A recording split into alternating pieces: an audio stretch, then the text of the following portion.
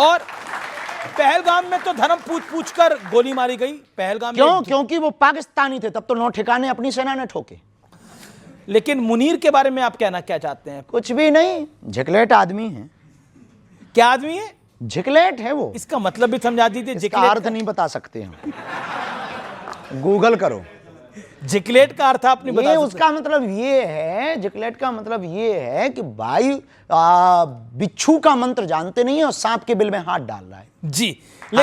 लेकिन मुनीर ने जो बात बोली, जब पहलगाम आतंकी हमले से पहले उन्होंने बोला हमारा देश अलग इसलिए हुआ क्योंकि हम में और हिंदुओं में बहुत फर्क है, हमारी पद्धति अलग है, हमारा जीवन अलग है। बिल्कुल। बस 1947 में आपको अलग एक जगह भी दे दी, पर हमको एक बात से आज भी हमको मन में दुख है।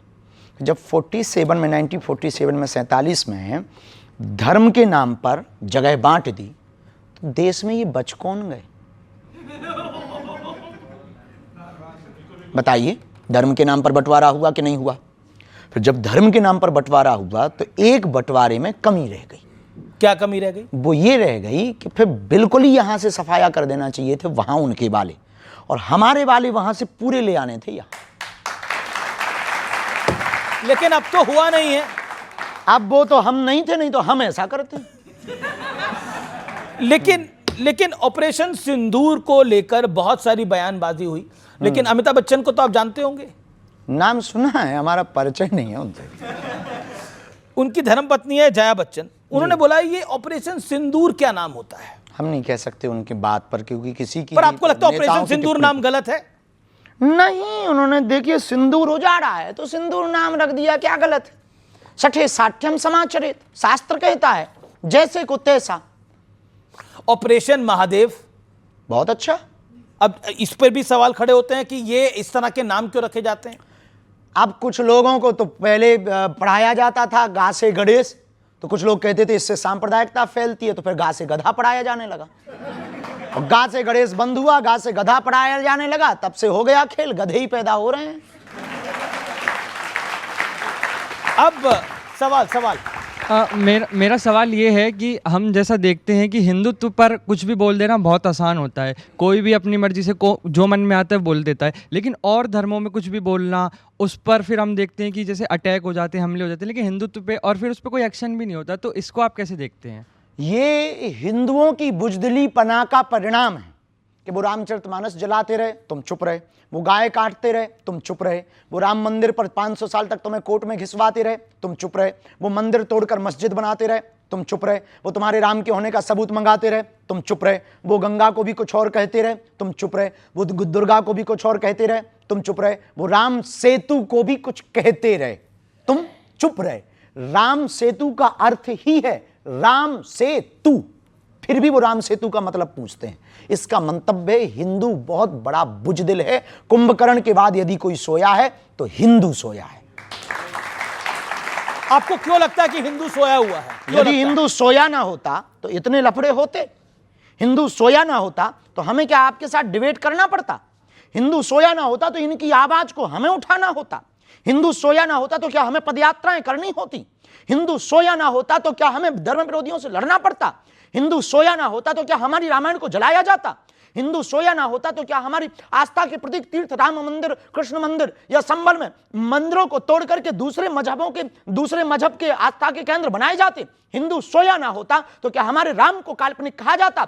हिंदू सोया ना होता तो क्या द्रौपदी के ऊपर परिहास किया जाता? हिंदू सोया ना होता तो क्या हमारे प्रभु श्री राम के बारे में अनर्गल टिप्पणियां की जाती? हिंदू सोया ना होता तो क्या इस देश में गाय कटने के वूचड़ खाने होते? हिंदू सोया ना होता तो क्या यमुना गंदी होती? हिंदू सोया ना होता तो क्या गंगा गंदी ना होती? हिंदू सोया ना होता तो क्या हमारे तीर्थों पर ब्लास्ट होते?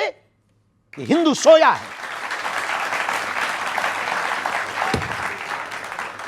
लेकिन ऐसा माना जा रहा है कि अब मोदी के शासन में आने के बाद बीते 11 साल में हिंदू में एक चेतना हुई है, राम का मंदिर भी बना। निश्चित रूप से राम मंदिर बनने के बाद और सनातनी परंपरा के लोग आने के बाद लोगों को बल मिला है, लेकिन एक अकेले प्रधानमंत्री नरेंद्र मोदी, एक अकेले बागेश्वर बाबा, एक अकेले शंकराचार्य, एक अकेले बाबा जगतगुरु रामभद्राचार्य, एक अकेले स्वामी बाबा प्रेमानंद या युवान, इन लोगों से देश का उद्धार केवल अकेले से नहीं होना है, प्रत्येक व्यक्ति को सनातन का फाइटर सिपाही बनना पड़ेगा। एक प्रश्न मेरा पूरी जनता की तरफ से, इस देश के युवा से बाबा बागेश्वर को क्या उम्मीदें हैं? संस्कार और संस्कृति और सनातन और भारत के संवर्धन की उम्मीद है। ये आपको उम्मीद है। चलिए कुछ और प्रश्न है, सवाल ले लेते हैं। हाथ खड़ा करें जो सवाल पूछना चाहते हैं। गुरुजी, ये मैं पूछना चाहता हूँ कि बाबा जी की पर्ची बड़ी या प्रेमानंद जी महाराज की भक्ति? जी, बाबा जी की पर्ची बड़ी या प्रेमानंद जी महाराज जी की भक्ति बड़ी है? ये आप जो है भारत पाकिस्तान का नक्शा तुम बाबाओं को लड़वाने आए हो क्या? तूने ठेका ही ले रखा है महात्माओं को लड़वाने का कि कौन बढ़िया है? ये बता, तू बढ़िया है या तेरे पिताजी बढ़िया है? अब बता, हैं? तो बस दोनों सही है। आपकी नजर में प्रेम क्या है, प्यार क्या है, प्रेम लव क्या है? देखिए, अब लव का हमें पता नहीं, प्रेम का पता है। आजकल लव के बहुत से अर्थ हैं। प्रेम का मतलब है समर्पित हो जाना। प्रेम का मतलब है, बिंदु जी की एक बहुत अच्छी लाइनें थी, मैं अगर देखूं तो देखूं मगर तुम ना मुझको देखना, तुमने अगर देखा तो फिर मगरूर हो जाऊंगा मैं अगर चाहूं तो चाहूं मगर तुम ना मुझको चाहना, तुमने अगर चाहा तो फिर प्रेमी नहीं मजदूर हो जाऊंगा मैं। लेकिन राधा और मीरा के प्रेम में, प्यार में, इश्क में और आज की जनरेशन की इसका तो नाम ही मत लीजिए। नहीं, तो आज प्रेम ही नाम लो, बहुत बेहतर। तो आज की जनरेशन की मोहब्बत में क्या फर्क है जी? आज की जनरेशन की मोहब्बत वो में क्या फर्क? शाश्वत प्रेम है, पवित्र प्रेम है, और आज का प्रेम वासना का प्रेम है। आज का प्रेम है भोग का प्रेम। आज का प्रेम है सिर्फ शारीरिक सुख का प्रेम। आज का प्रेम है क्षणिक में बदलने का प्रेम। आज का प्रेम सिर्फ बिस्तर तक रह गया है। बुरा मत मानना, आपकी टीवी पर ऐसी बात बोलेंगे कई लोगों को लगेगा बाबा बहुत विचित्र बात बोल रहा। बिस्तर पर ले जाने वाले तुम्हें बहुत लोग मिलेंगे, मंजिल पर ले जाने वाला कोई मिलेगा। तो आप राधा और मीरा के प्रेम को आज के प्रेम से नहीं तोल सकते, क्योंकि आज का प्रेम वासना का है। मीरा और राधा का प्रेम उपासना का था, और मीरा और राधा ने सिर्फ कृष्ण से प्रेम किया, और आजकल के बेटा और बेटी तो भगवान ही बचाएं। एक सवाल बाबा सोशल मीडिया पे आया है, और सोशल मीडिया पे ये सवाल आया कि बाबा की गठरी में होता क्या है? ओ हाँ, वो नहीं दिखा सकते जी। उसमें बता तो दिखा नहीं सकते, बता तो सकते हैं। 2 विग्रह पुराने हनुमान जी के हैं, एक अभी मिले, एक दादाजी के समय का है। हनुमान जी का विग्रह है, वाईफाई है यानी मुगदर है, और मालाएं हैं, बस यही है, और कुछ नहीं है। और कुछ कई लोग कुछ भी संभाल लिए, कोई लेके नहीं जा रहा आपकी गठरी। क्या लेके जाएंगे? तो लेने देने वाला कुछ, बाबा की गठरी लेके घर लेके जाएंगे, 2 दिन बाद धर जाएंगे, बड़ा लफड़ा है जी।